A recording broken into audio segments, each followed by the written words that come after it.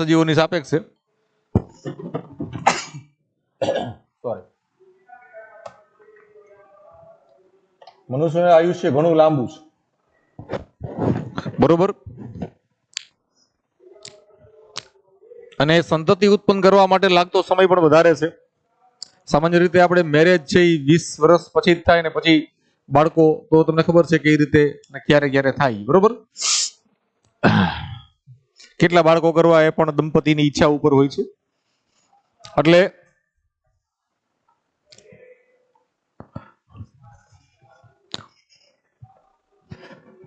આ એક કારણ છે.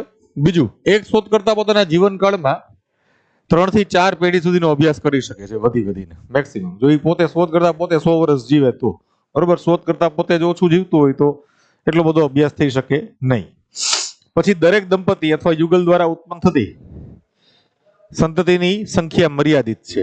આપણે કઈ વટાણાની જેમ કે વનસ્પતિમાં કે બીજા કોઈ પ્રાણીની જેમ જાજી મોટી સંખ્યામાં સંતતિઓ ઉત્પન્ન નથી થતી એક વખતે, બરોબર. આપણે સંતાનો ઉત્પન્ન થાય 1 કે 2, વધીને 2 કે 3, બરોબર. કઈ આપણે કહીએ કે ભાઈ જોડિયા બાળકો આવે પણ એ બહુ ઓછા આવે, મોટે ભાગે તો સિંગલ રન જ આવે, બરોબર ને. એ જ સારું છે. ડબલ રન લેવા જાય તો વળી રનઆઉટની સંભાવના રહી. એટલે સંખ્યા મર્યાદિત છે સંતતિની દરેક વખતે. પછી સંયુગ્મી લક્ષણો આપણામાં ઓછા જોવા મળે છે, બરોબર. વનસ્પતિ અને બીજા પ્રાણીઓની જેમ મનુષ્યની અંદર સંયુગ્મી લક્ષણ છે તે ઓછા જોવા મળે છે. ઘણા મનુષ્યના લક્ષણો એક કરતા વધુ જનીનો દ્વારા નિયંત્રિત હોય છે, બરોબર. આપણામાં તો એ વસ્તુ છે કે એક લક્ષણ ઉપર એક કરતા વધુ જનીનનું પ્રભુત્વ છે, અને એક જનીન છે એ એક કરતા વધુ લક્ષણો ઉપર આધિપત્ય ધરાવે છે. બે વસ્તુ છે. પછી માનવમાં રંગસૂત્રની સંખ્યા મોટી છે, કારણ કે 23 જોડ 46 રંગસૂત્ર છે. પર્યાવરણની ઘણી બધી અસરો છે આપણા ઉપર, બરોબર. પર્યાવરણની અસર છે એ આપણા લક્ષણો કા ઉપસાવે છે અથવા અવરોધે છે. એક કોમન એક્ઝામ્પલ, આ પર્યાવરણનું કદાચ ન સમજાણવું હોય તો તમને એક વસ્તુ સમજાવવામાં, કે 2 ભાઈ છે, બરોબર. શ્યામ અને રામ. ઓકે, આ 2 ભાઈઓ, 2 ટ્વિન્સ છે, બરોબર. જોડિયા છે, જોડિયા બાળકો છે.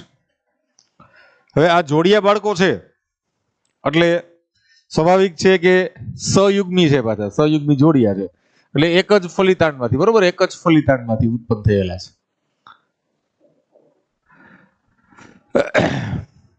મોનોઝાયગોટિક ટ્વિન્સ કહેવાય આને. કેવા કહેવાય? મોનોઝાયગોટિક ટ્વિન્સ, બરોબર. હવે આ બે 5-5 વર્ષના થાય ને ત્યાં લગી તો કોઈ પ્રશ્ન જ નથી, એને એના માતા પિતા ભેગા રાખવામાં આવે, બરોબર. ને આ ભાઈ શ્યામ છે, આ નો જન્મ છે એ થયો છે ક્યાં? તો કે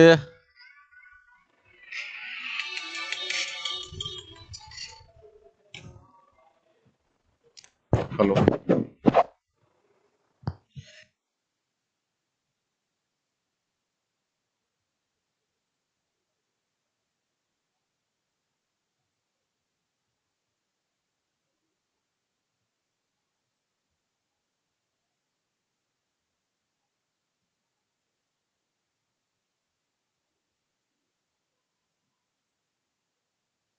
હવે આને 5 વર્ષ લગી તો બેને માતા પિતા ભેગા રહેવા દીધા, બરોબર. ને ગામ આપણું રાખો ને કયું રાખીએ? વંથલી રાખીએ. આ વંથલી ગામના છે, બરોબર. 5 વર્ષ લગી માતા પિતા ભેગા રહ્યા. પછી શ્યામ છે ને એને આપણે સ્વિટ્ઝરલેન્ડ મોકલી દીધો. ક્યાં? સ્વિટ્ઝરલેન્ડ. આ સમજો હવે. અને રામ છે એ આપણે અહીંયા આપણા દેશમાં દેશી, બરોબર. આ બિચારો અહીંયા ખેતરમાં કામ કરે છે, ભણે છે, ખેતરમાં કામ કરે છે, એવું બધું કરે છે, બરોબર. આ સ્વિટ્ઝરલેન્ડ ની અંદર બધું એર કન્ડિશન માહોલમાં રહીએ. એક તો ત્યાં ઠંડુ જ હોય, ઓકે. ને બે પછી 25 વર્ષના થાય ને, 25 વર્ષના થાય ત્યારે જોવામાં આવે તો તમે રામ જુઓ તો એ શ્યામ થઈ ગયું હોય, શ્યામ છે એ શ્વેત થઈ ગયું હોય, બરોબર.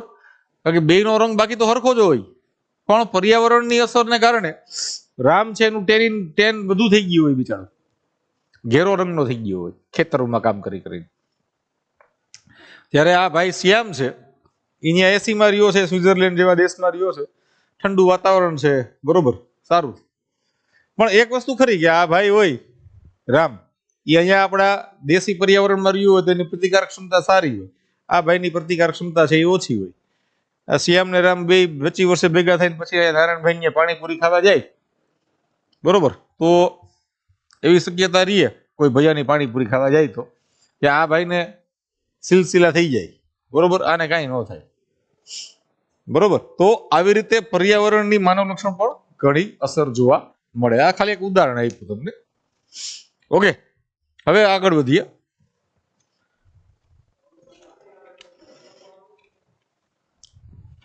આના આપણે લક્ષણની વાત કરીએ, બરોબર. આનો પહેલા તો જે ચિહ્ન ઉપયોગમાં લેશું ને એની ચર્ચા કરશું આપણે.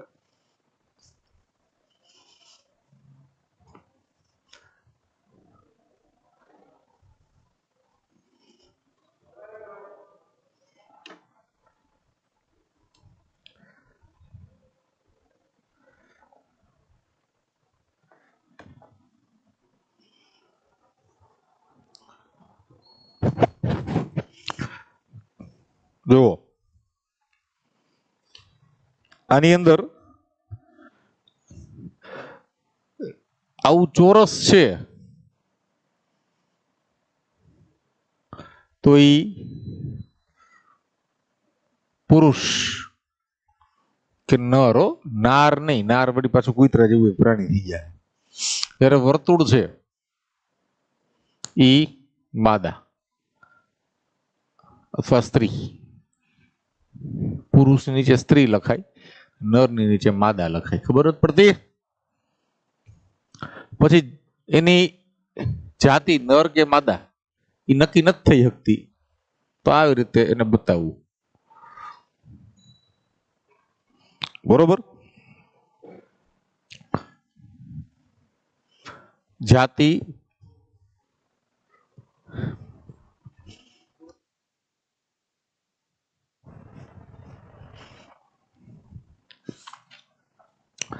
નિર્ધારિત નથી,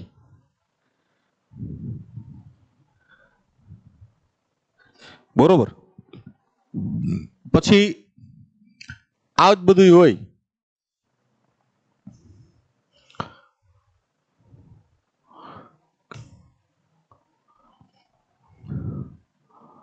ઊભો ચોરસ ને આડો ચોરસ, એની અંદર આપણે ડાર્ક કરી દઈએ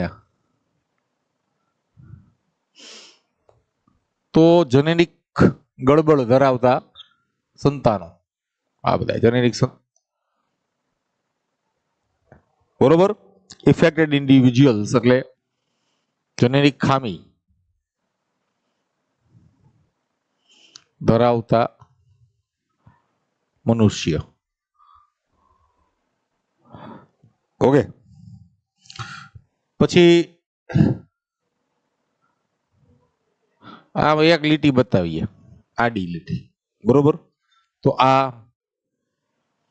લગ્ન, બરોબર. પછી જો આવી રીતે હોય ડબલ લીટી તો આ સગોત્ર લગ્ન, એક જ કુટુંબમાં, બરોબર.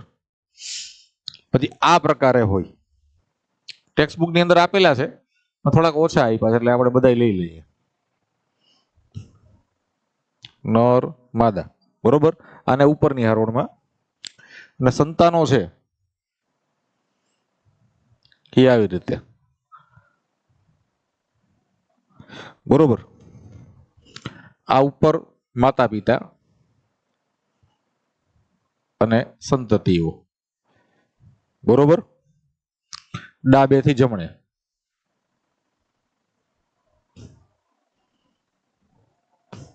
ઓકે, એટલે આ પહેલા બેન ને પછી ભાઈ, બરોબર, દીકરો અને દીકરી. પછી જો આપણે આવી રીતે બતાવીએ,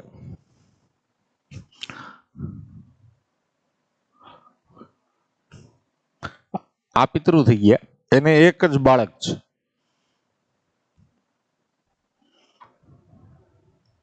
પણ આ છે આ માતા પિતા કે પિતા માતા જે તમારે લખવું હોય, અને આ અસરગ્રસ્ત સંતતિ.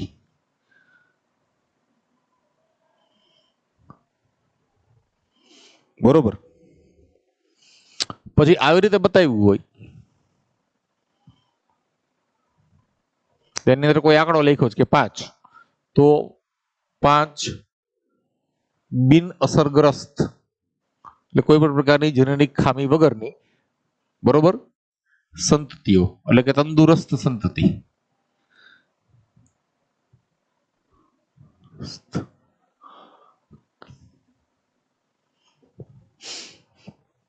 પછી આ બધી જે રોગ છે એની અંદર મોટે ભાગે માદા છે એ કેરિયર એટલે કે વાહક હોય છે, તો એને કેરિયરને આપણે, બરોબર, આવી રીતે અથવા આવી રીતે, કે માદા ગોળ એટલે માદા છે આપણે ખબર છે, અથવા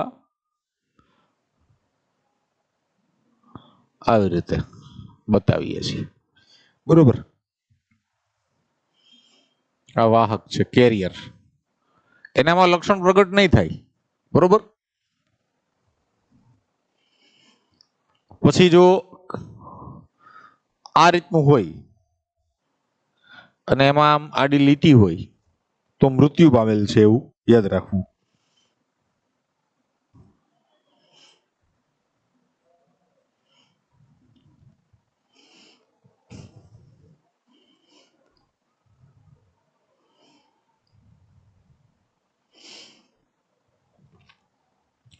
પછી જો આ પ્રકારની સંજ્ઞા હોય ને આમાં, આપણે એમ કહીએ કે આ 2 દીકરા, બરોબર, તો એક ફલિતાંડીય ટ્વિન્સ છે, આ મોનોઝાયગોટિક ટ્વિન્સ.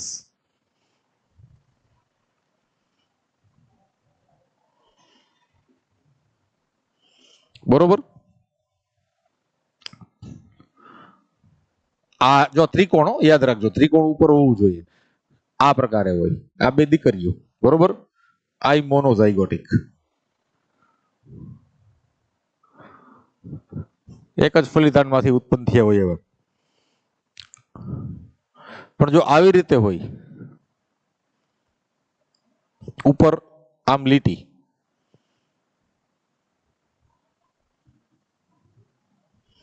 તો આ ડાયઝાયગોટિક છે, એટલે 2 ફલિતાંડમાંથી છે ટ્વિન્સ, એટલે કે જોડિયા બાળકો, બરોબર. આ પ્રકારનું બધા ચિહ્ન છે એ જોવા મળે, બરોબર.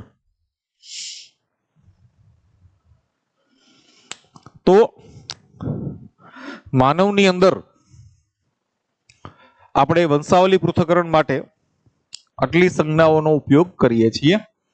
એમાં પુરુષ જો આ ચોરસ હોય, પણ ચોરસની અંદર કોઈ પ્રકારની, આ ખુલ્લું ચોરસ કહેવાય અને ખુલ્લું વર્તુળ, તો એ સામાન્ય પુરુષ અને સામાન્ય માદા અથવા તો સ્ત્રીને દર્શાવે છે, બરોબર. જો આવી રીતે ઊભું ચોરસ હોય તો એની જાતિ નિર્ધારિત નથી કે નર કે માદા છે, તે સ્પેસિફાઈ થતું નથી, બરોબર.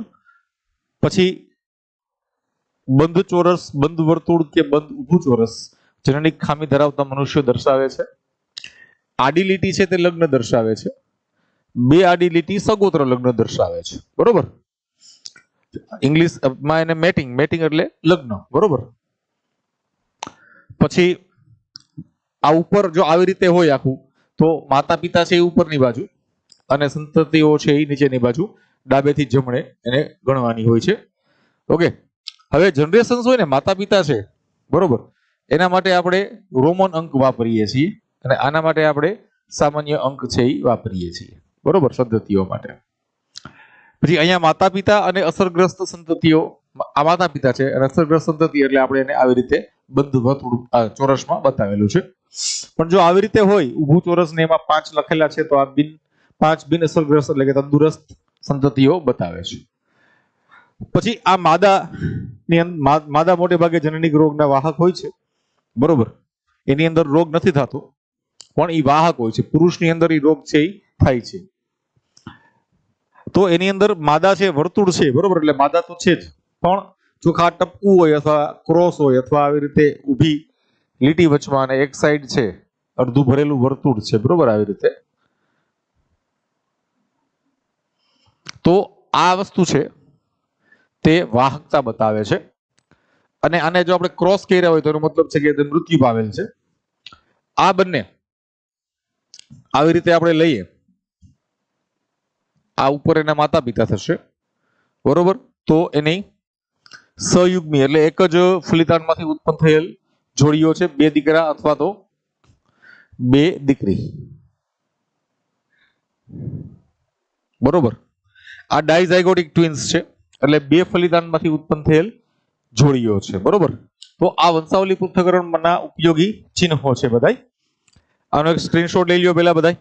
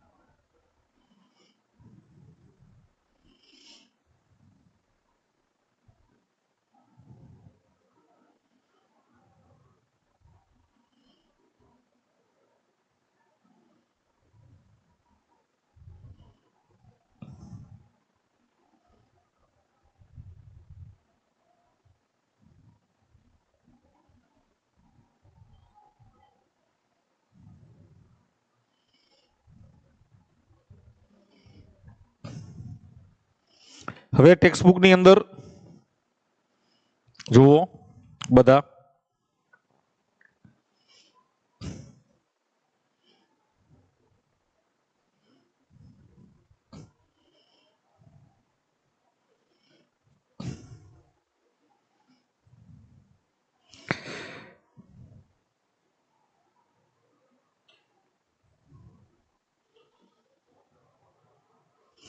ટેક્સ્ટબુક ની અંદર બધા જોજો.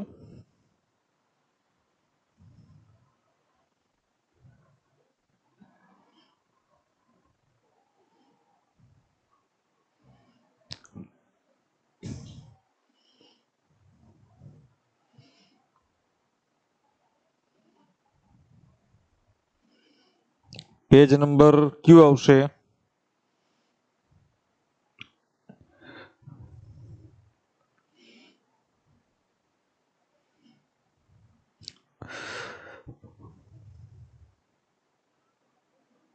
પેજ નંબર છે 88.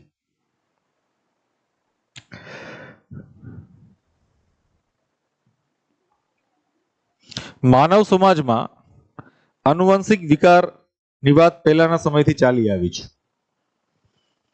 તેનો આધાર હતો કે કેટલાક કુટુંબોમાં વિશિષ્ટ લક્ષણોની આનુવંશિકતા મેન્ડલના કાર્યના પુનઃસંશોધન પછી મનુષ્યમાં વારસાગત લક્ષણોના અનુકરણીય નમૂનાના પૃથ્થકરણની શરૂઆત થઈ. એ પહેલા મેન્ડલની પહેલા કોઈ આવી વાત થયેલી નથી.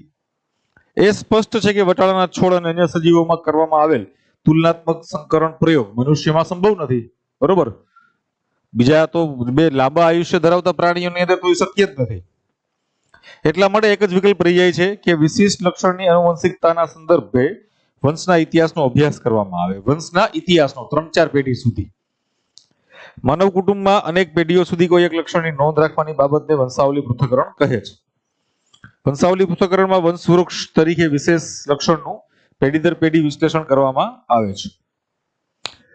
માનવ જનીન વિદ્યામાં વંશાવલીનો અભ્યાસ એક મહત્વપૂર્ણ ઉપકરણ હોય છે, જેનો વિશેષ લક્ષણ, અસામાન્યતા અથવા રોગની તપાસ માટે ઉપયોગ કરવામાં આવે છે. યાદ રાખજો આ 3 બાબત, બરોબર. વંશાવલી પૃથ્થકરણનો અભ્યાસ કેટલી વસ્તુ માટે મહત્વનો છે? તો એ કોઈ વિશેષ લક્ષણના અભ્યાસ માટે, કોઈ અસામાન્ય લક્ષણ માટે અથવા કોઈ રોગ માટે, બરોબર. વંશાવલી પૃથ્થકરણમાં ઉપયોગમાં લેવામાં આવતા કેટલાક સંકેત આકૃતિમાં ઉપર આપણે બતાવેલા છે. જેમ કે તમે આ પ્રકરણમાં અભ્યાસ કર્યો કે કોઈ પણ સજીવનું પ્રત્યેક લક્ષણ રંગસૂત્રમાં આવેલા ડીએનએ પરના એક અથવા બીજા જનીન દ્વારા નિયંત્રિત હોય છે. ડીએનએ આનુવંશિક માહિતીનું વાહક છે અને તે કોઈ પણ પરિવર્તન વગર એક પેઢીમાંથી બીજી પેઢીમાં સ્થળાંતરિત થાય છે. હા, ક્યારેક પરિવર્તન કે રૂપાંતરણ પણ થતા હોય છે. આ પ્રકારના પરિવર્તનને વિકૃતિ કહીએ છીએ. આપણે વાત કરીએ ડીએનએ માં કોઈ પણ પ્રકારનો બદલાવ આવે તો એ આપણે વિકૃતિ છે, વિકૃતિ કહેવાય છે. મનુષ્યમાં એવા કેટલાક વિકાર જોવા મળ્યા છે જેનો સંબંધ રંગસૂત્ર અથવા તો જનીનના પરિવર્તન પર હોય છે. હવે મેન્ડેલિયન અનિયમિતતાની વાત આવી છે પહેલા. મેન્ડેલિયન અનિયમિતતા, તો મેન્ડલનો અભ્યાસ કેનો છે મિત્રો? તો કે મેન્ડલનો અભ્યાસ છે જનીનોનો છે. એટલે અહીંયા આપણે આ જનીનિક અનિયમિતતાઓનો અભ્યાસ કરીએ છીએ. બરોબર. વ્યાપક રીતે જનીનિક અનિયમિતતાઓને બે જૂથમાં મૂકી શકાય છે: મેન્ડેલિયન અનિયમિતતા અને રંગસૂત્રીય અનિયમિતતા. મેન્ડલનો અભ્યાસ છે જનીનનો છે એટલે મેન્ડેલિયન અનિયમિતતા છે તેને આપણે જેનેટિક અનિયમિતતા કહીએ છીએ.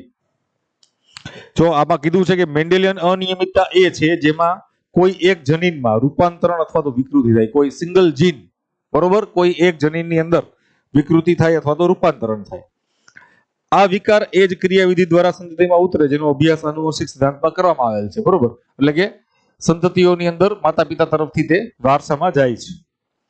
આ પ્રકારની મેન્ડેલિયન અનિયમિતતાઓની આનુવંશિકતાના ઉદાહરણો કોઈ કુટુંબમાં વંશાવલી પૃથ્થકરણ દ્વારા શોધી શકાય છે. એટલે આનું મહત્વ છે.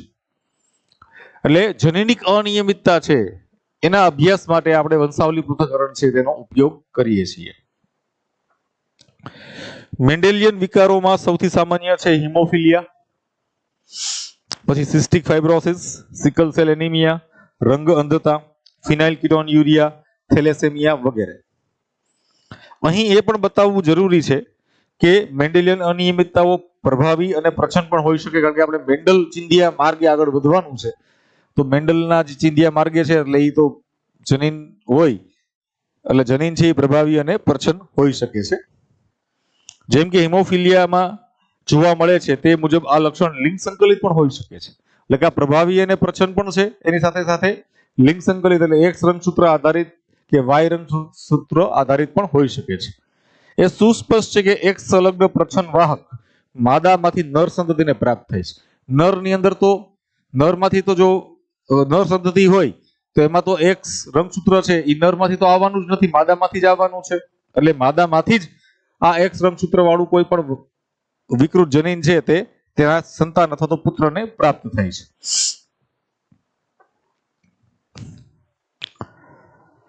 આ વંશાવલીનો નમૂનો આકૃતિ 5.14 પ્રભાવી અને પ્રછન લક્ષણ દ્વારા દર્શાવવામાં આવેલ છે.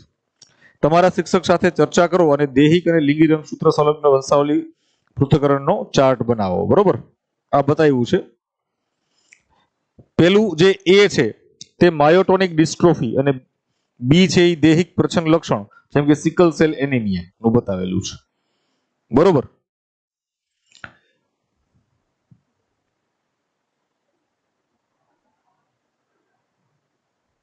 ઓકે, તો આપણે આની વાત કરીએ. જો આ આકૃતિ જોવો બધા, પહેલા તો એક કામ કરવાનો, સ્ક્રીનશોટ લઈ લીધો ને બધાએ? ઓકે.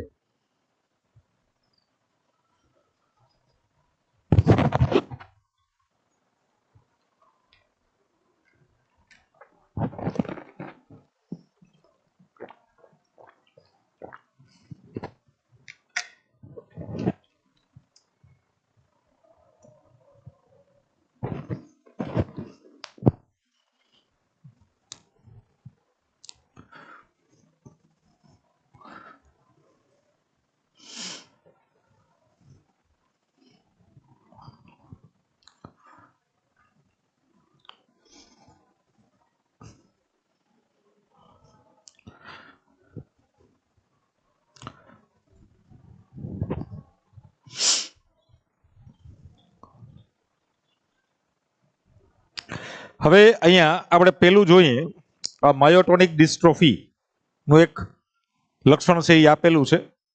બરોબર, એની અંદર આપણે વંશાવલીની રચના કરીએ. જો આ માદા અસરગ્રસ્ત બતાવેલ છે, અસરગ્રસ્ત માદા છે, એટલે આખે આખું વર્તુળ છે એ આપણે ભરી દઈએ બંધ વર્તુળ, બરોબર. આ અસરગ્રસ્ત માદા છે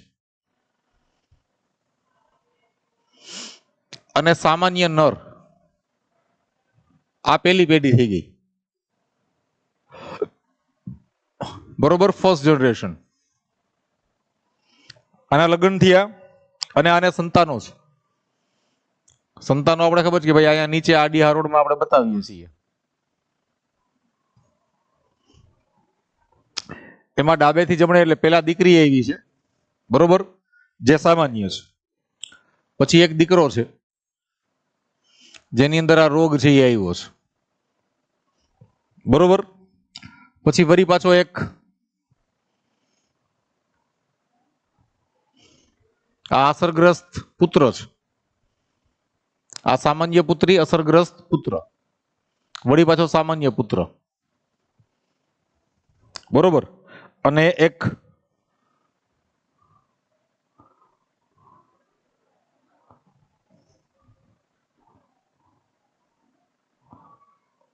અસરગ્રસ્ત પુત્રી છે.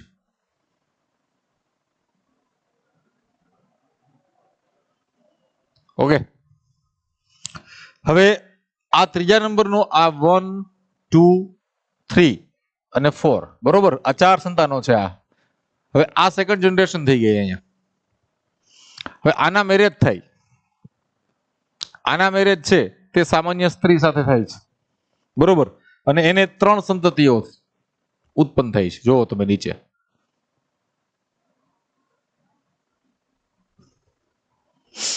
ઓકે.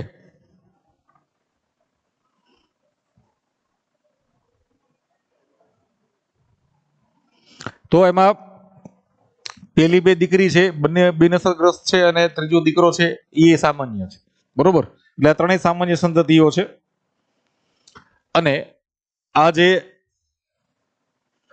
ચોથા નંબરના બેન છે એના લગ્ન છે એ સામાન્ય પુરુષ સાથે થાય છે. તો એની જે સંતતિઓ છે એને 3 સંતતિઓ થાય છે, 3 બાળકો થાય છે, બરોબર. એની અંદર બંને દીકરા છે એ સામાન્ય છે અને દીકરી એવી તે અસરગ્રસ્ત આવી છે, બરોબર. તો આ વસ્તુ થઈ. અહીંયા આપણે આ માયોટોનિક ડિસ્ટ્રોફી, માયોટોનિક ડિસ્ટ્રોફી એટલે સ્નાયુનો રોગ છે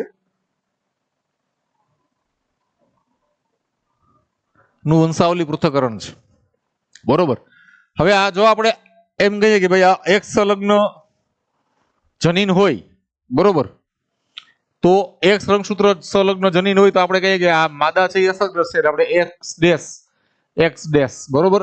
કારણ કે આ અસરગ્રસ્ત છે એટલે બે પ્રચ્છન્ન જનીન ધરાવે છે, એટલે એનામાં એ લક્ષણ આવ્યું છે. આ સમજવાનો પ્રયત્ન કરજો, બહુ મહત્વનું છે.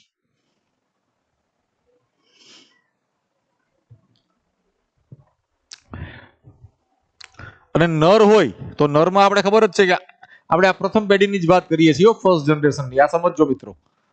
અને અહીંયા આપણે એક્સ ડેશ વાય લઈએ ને, કારણ કે આપણે એક સંલગ્ન જનીનની વાત કરીએ છીએ, બરોબર. હવે આના લગ્ન પછી હવે સંભાવના જોઈએ તો સંતતિઓની, એટલે આ બીજી પેઢી આપણને મળશે, બરોબર. તો પેલું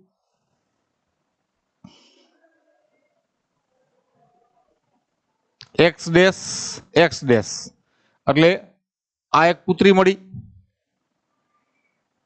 બરોબર. આ કેવી છે તો કે અસરગ્રસ્ત છે, બરોબર. પછી એક પુત્ર મળે છે,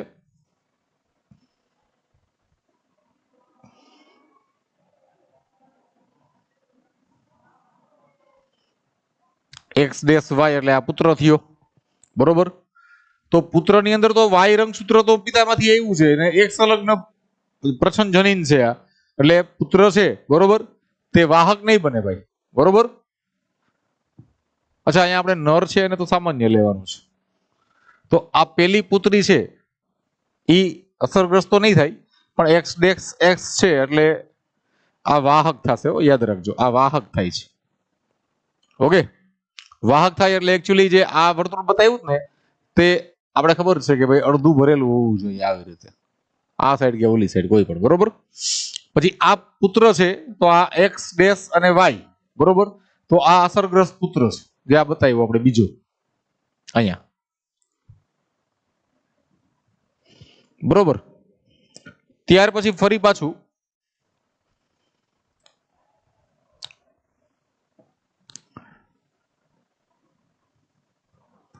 એક આ એક્સ ડેશ અને એક્સ, તો આ વાહક પુત્રી છે એ આવશે, બરોબર. અને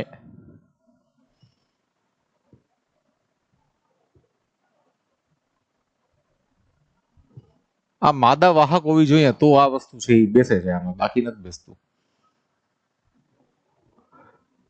આ આવે છે તો આ તો માયોટોનિક ડિસ્ટ્રોફી વાળો પુત્ર છે એ આવશે, બરોબર. અસરગ્રસ્ત પુત્ર છે એ જોવા મળશે. તો આ પ્રકારનું એનું વંશા આપણે એક્સ વાય કરી શકીએ છીએ, બરોબર.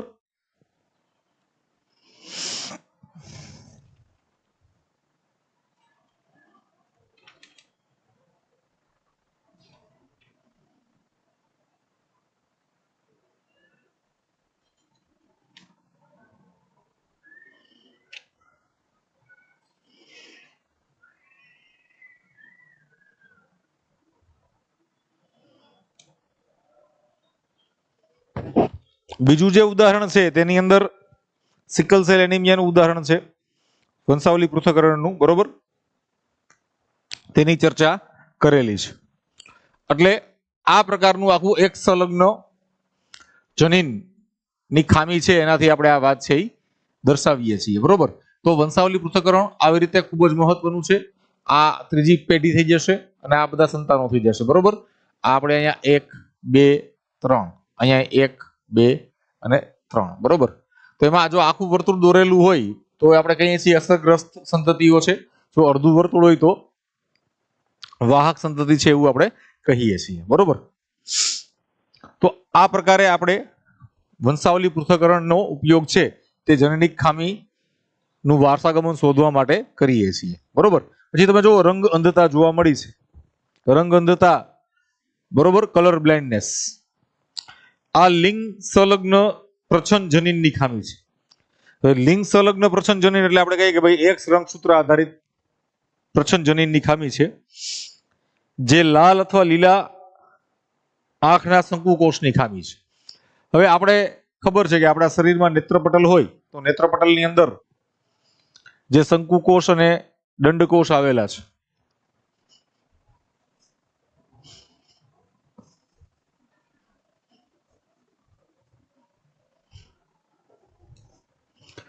રંગ અંધતાની વાત કરીએ,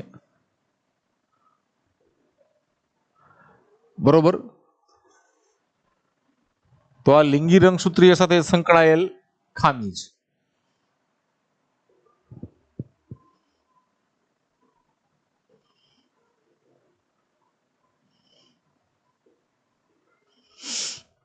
હવે સામાન્ય રીતે આપણે કહીએ કે ભાઈ નેત્રપટલની અંદર જે શંકુકોષ છે, બરોબર, એમાં આપણે ખબર છે કે ભાઈ સાઇનોલેબ,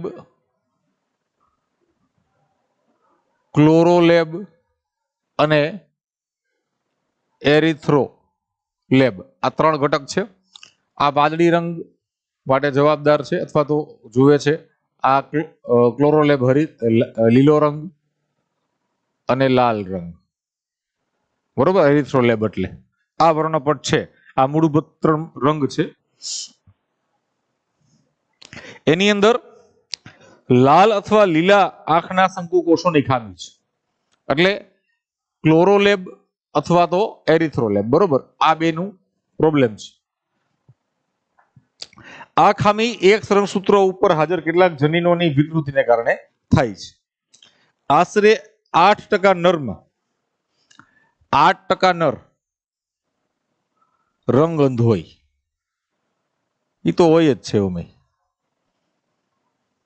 બરોબર. 100 માંથી એટલે 100 માંથી 8 ની લોટરી લાગેલી છે એમાં. જ્યારે માદાઓમાં 0.4% ખાલી.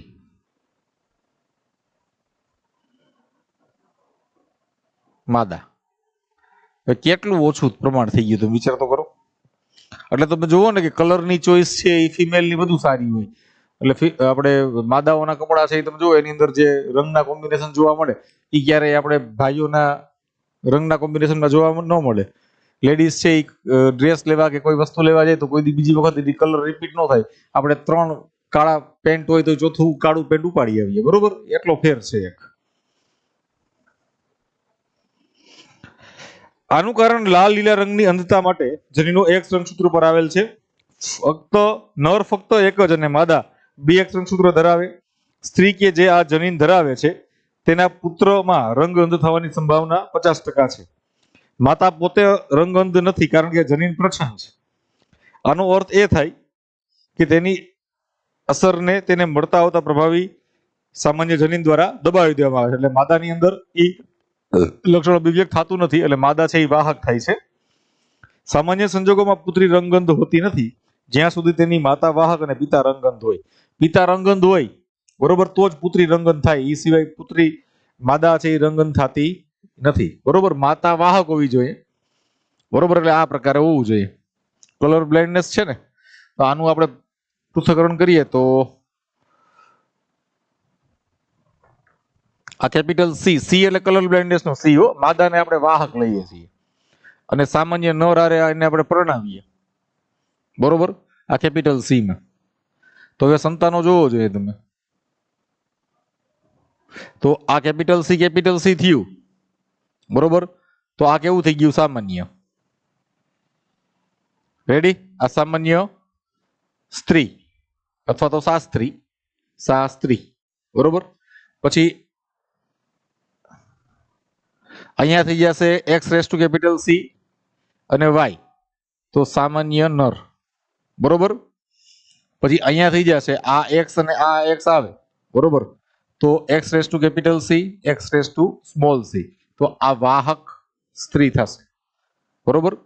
અને જો આ બે ભેગા થાય x raise to small C ને વાય, તો આ અસરગ્રસ્ત નર, બરોબર. એટલે અહીંયા આપણે આ ચોરસ છે એને બતાવી અને આમ ભરી દેવાનું, બંધ ચોરસ. આ વાહક સ્ત્રી છે તો આ અડધું વર્તુળ છે એ ભરવાનું આવી રીતે, બરોબર. આ સામાન્ય નર તો એને ખુલ્લું ચોરસ, બરોબર. સામાન્ય સ્ત્રી તો ખુલ્લું વર્તુળ, બરોબર. આવી રીતે બતાવો. રેડી? પછી આપણે એમ કહીએ કે ભાઈ આપણે પુત્રી રંગન જોતી છે, એટલે જોતી ન હોય કોઈને પણ થઈ જતું હોય બિચારા કીધે એવું.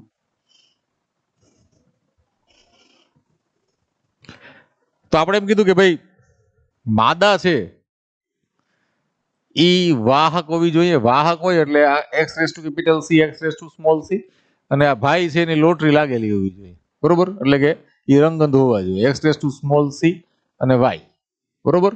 તો હવે ચાન્સ રહે, હવે આ બે ભેગા થાય, બરોબર. X raise to capital C, x raise to small C, તો આ તો વાહક માદા થઈ ગઈ, ઓકે.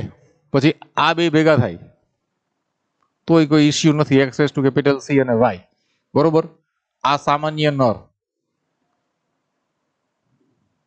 પછી હવે આ બે ભેગા થાય ને, જો તો અહીંયા આ x raise to small C, x raise to small C થઈ ગયું, એટલે આ અસરગ્રસ્ત માદા થઈ ગઈ, રંગગંધ માદા, બરોબર. અને પછી આ ભાઈની તો લોટરી લાગેલી છે જો x raise to small C અને વાય, તો આ અસરગ્રસ્ત નર, બરોબર. હવે આને આપણે ચોરસ વર્તુળમાં બતાવી દઈએ તો આ વાહક માદા છે, બરોબર. અડધું વર્તુળ ભરેલું. સામાન્ય નર છે, ખુલ્લું ચોરસ. અસરગ્રસ્ત રંગગંધ માદા છે, આખું વર્તુળ ભરી દઈએ, બંધ વર્તુળ. અસરગ્રસ્ત નર છે આવી રીતે, બરોબર, દઈ શકાય. તો આ પ્રકારનું આખું અભ્યાસ છે એ આમાં થતો હોય છે, બરોબર. એટલે આ એક સંલગ્ન પ્રછન જનીનની ખામીને કારણે આ બધા રોગો થાય છે.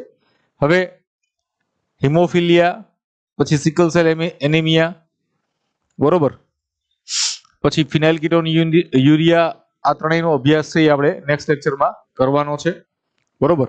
આજે આપણે શરૂઆત કરી વંશાવલી પૃથ્થકરણની અંદર આ મસ્ક્યુલર ડિસ્ટ્રોફી અને રંગઅંતા આ વિશેની ચર્ચા આપણે કરી, બરોબર. એના વંશાવલીના નકશા છે એ જોયા.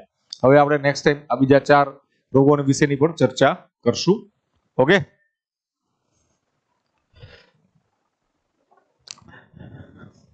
પેલાનો એક સ્ક્રીનશોટ લઈ લેજો બધાય.